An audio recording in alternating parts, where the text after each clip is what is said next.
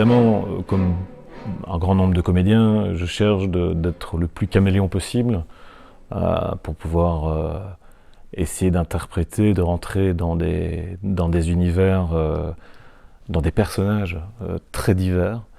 Maintenant, il y a évidemment des univers qui me parlent plus que d'autres, mais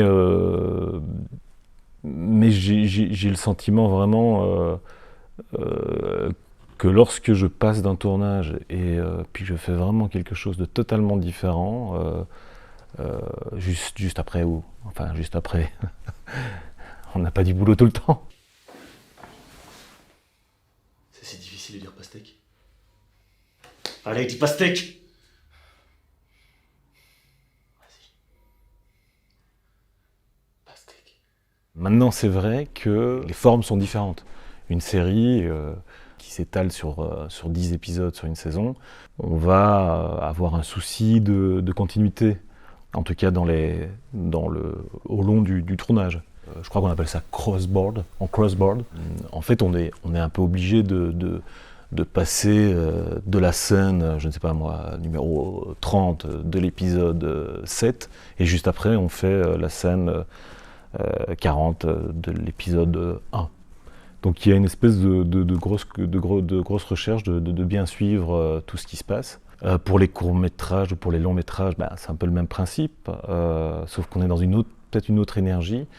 Et là, pour le dernier projet que je viens de faire, qui est une mini-série, là, c'est vraiment des sketchs et c'est presque une toute autre dynamique, quoi. C'est vraiment essayer au maximum dès qu'on dit action, on a la pêche, puis on enchaîne, puis on va très vite et on essaie de garder cette espèce d'énergie.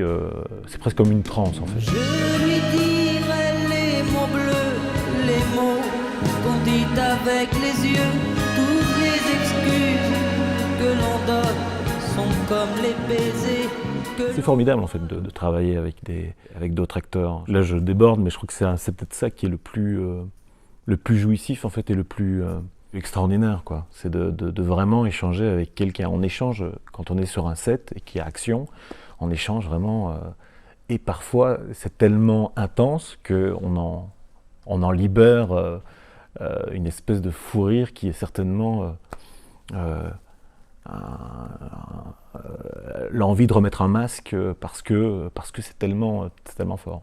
Et qu'en fait, ça peut arriver vraiment dans n'importe quel tournage, ça peut arriver dans n'importe quel genre, style, même des films tragiques, des choses comme ça. Et surtout, ça peut arriver vraiment dans n'importe quel mood de la journée. On peut être complètement claqué, etc. Ou pas. Il peut y avoir des moments absolument magnifique. Et ça, c'est souvent, quand ça arrive, il y a une espèce de connexion qui se passe entre le camarade de jeu ou la camarade de jeu. C'est absolument délicieux.